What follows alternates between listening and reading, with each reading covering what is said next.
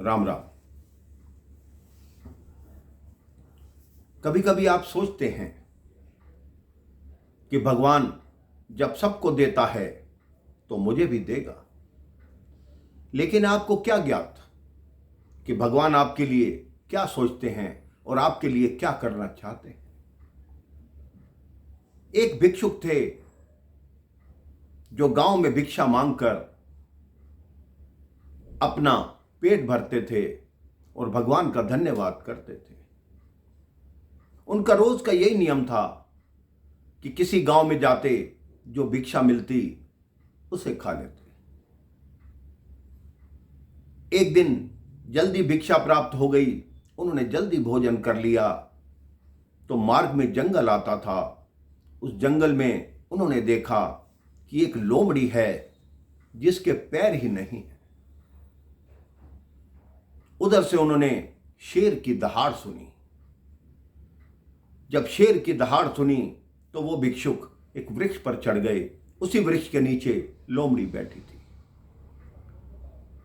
जब उन्होंने वहां का दृश्य देखा तो वो आश्चर्यचकित रह गए। उन्होंने देखा शेर मुंह में मांस का टुकड़ा लेके आया और लोमड़ी को खाने के लिए दे दिया।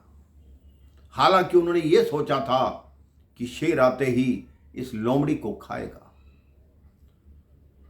अब उन्होंने प्रतिदिन उसी स्थान पर जाना आरंभ किया। जब 4-5 दिन तक लगातार उन्होंने यही देखा कि शेर मांस का टुकड़ा लाता है और लोमड़ी का पेट भरता है, तब उस भिक्षुक के मन में यह विश्वास हो गया कि भगवान हर जीव का, हर मानव का पेट भरते हैं। उस भिक्षुक के मन में भी यही बात आई कि कल से मैं भिक्षा मांगने नहीं जाऊंगा, भगवान मेरा पेट भी मेरी कुटिया में ही भरेंगे। यही हट करके वो अपनी कुटिया में बैठ गया। इसी हट में उसको 7 दिन हो गए। अब शरीर में शक्ति समाप्त होने लगी, चलने फिरने की शक्ति भी नहीं रही, लेकिन कोई भिक्षा देने वाला उसकी कुटिया तक नहीं आया। जब 8वां दिन था, वो धीरे धीरे अपनी कुटिया के बाहर आकर बैठा तो वहां से एक साधु गुजर रहे थे। उन्होंने कहा, तुम्हारी ये दशा क्यों है, तुम्हारी ये हालत क्यों है?